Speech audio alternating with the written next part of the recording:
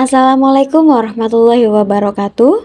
We are from three groups consisting of Qorinatun Naziha, Sita Aulia, Dipta, Ardiya, and Nurul Huda. In this video, we will discuss some examples related to the midpoint rule. So, let's get started. Here we have a graph of y equals x squared, and let's graph it so it looks like this. We are just going to focus on the right side of this graph. Now let's find the area under the curve from 0 to 8. Let's see if we can predict it using the midpoint rule, and we will divide it into 4 subintervals. To calculate the length of each subinterval, you can use this formula. Delta x is b minus a part n, so we want to find the area of the closed interval from 0 to 8.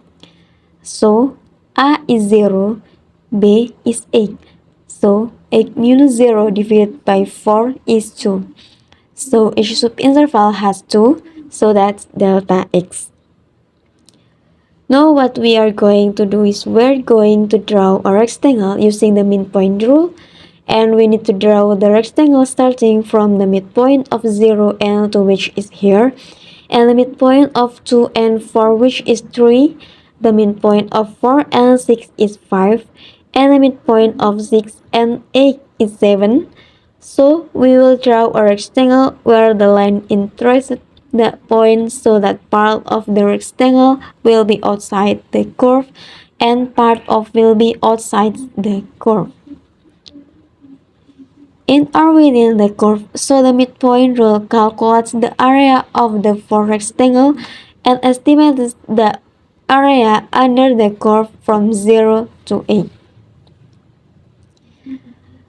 Now as we can see, there are some parts that have not been taken into account in blue, and also there are some parts that should not have been taken into account also in blue. So the midpoint rule is a good approximation to estimate the area under the curve compared to the area using the left end point and the right end. To calculate the area of each rectangle, we need multiply the width of the rectangle, which is delta x, times the height of each rectangle, which is the y value that corresponds to a particular value of x, or you can say basically fx at some sample point x or x sub e. The area will be the same width for each rectangle times the height of all the rectangle. So we will add up the height of each rectangle starting from 1 up to a certain value. For n, now n is 4 in this example, because what we need is a rectangle. All we have to do is create a number line from a to b, 0 to 8, and thus 4 subintervals. This is the first subintervals, this is the second, third, and fourth. Now if we calculate the area using the left end point, we need to select 4 of the 5 points listed, so that will be 0, 2, 4, and 6. For an increasing function, that will be an approximation or lower number. If we calculate the area using exact endpoints, we will use 2, 4, 6, and 8. So this will lead to an overestimation or higher number for this example. But using the midpoint rule, we will get the points in the middle of each subinterval, so that will be 1, 3, 5, and 7. So the area is delta x multiplied by the sum of all the heights of the rectangle, so the result is 1 and 3, 5 and 7, so that is the midpoint of each subinterval. Now we know that delta of x is 2, and of f of 1, we know that f of x is x squared for this example, so this will be 1 squared, which is 1.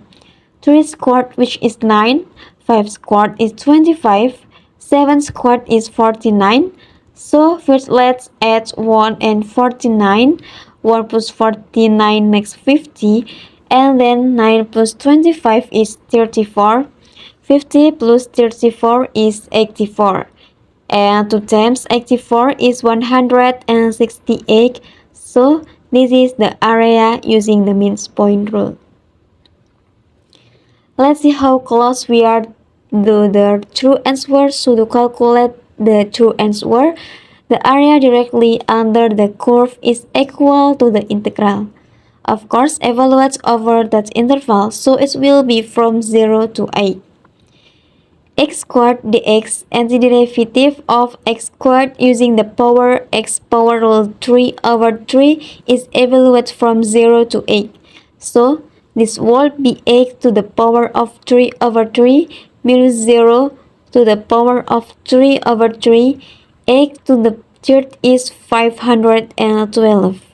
And 512 divided by 3 is 170.67. So as we see, the midpoint rule is a good approximation of the true area under the curve.